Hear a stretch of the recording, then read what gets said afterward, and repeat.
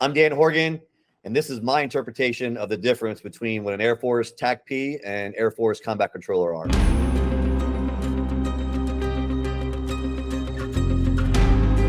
So the Air Force has two jobs that are similar, right? So you have TACP, Tactical Air Control Party, and then a CCT, a combat controller. A TACP's job is to do close air support, right? Embed, be with an Army unit, and close air support. That is the bread and butter. As a TACP, I have to get my JTAC, my Joint Terminal Attack Controller qualification. JTAC is a qualification that I don't want to say any service member can get, but Army guys can get a JTAC qual, Navy, SEALs, Navy guys can get a qual, Marines have JTACs as well. But as a TACP, in order for me to progress in my career field, I have to have and maintain my JTAC status. Because my JTAC status, again, is close air support. And if my job as a TACP is to be the subject matter expert to the Army guy, or Army unit, I am delivering bombs on target. That's the TACP job. A combat controller has always, by definition, been in the special operations realm right off the bat, for the fact of they actually get an air traffic control status.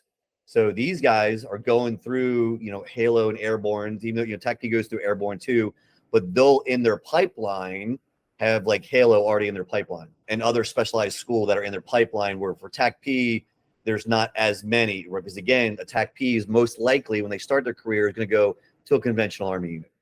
Combat controllers are going right into it, and they're going to go right to a special operations dealing with special forces units. So they get their air traffic controller. So they can, I don't actually know specifically what, but they can like land and take off planes in a sense, right? They can control that. They can get their JTAC status, right? Their Joint Terminal Attack Controller status as well, because when you think about it, right, they know airspace, and they're doing all of the same, like they're doing all the special operations training in their mindset. So now they can get their JTAC status too, right? And they're with that unit. Combat controllers, their main job used to be like with Army Rangers, was just like to seize airfields. How many airfields are we seizing nowadays, right? Not too many. So at that point, when you look at like a war like Afghanistan, a lot of their primary job was close air support, was using their JTAC qual and the close air support to support the unit.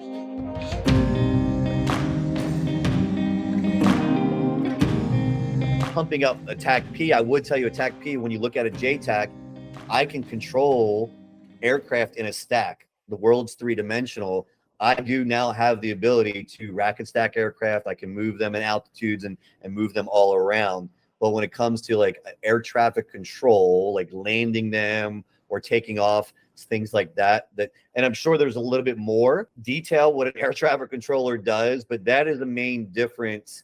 There's a blurry line a little bit. Now, controllers will not like me because I'm sure they have probably a lot more definition, but I can tell you in the TACP world, it gets a little bit like that. When it comes down to it, if anyone's ever trying to decide, well, should I go TACP, should I go combat control, both are great, right? Both are going to put you in the realm of, controlling aircraft and putting bombs on target. Combat controllers, by definition, are the special operations for sure, right? Path. TACP, you're going to do conventional Army units with an opportunity to be able to try out to get into a special tactics and now be on that special operations side.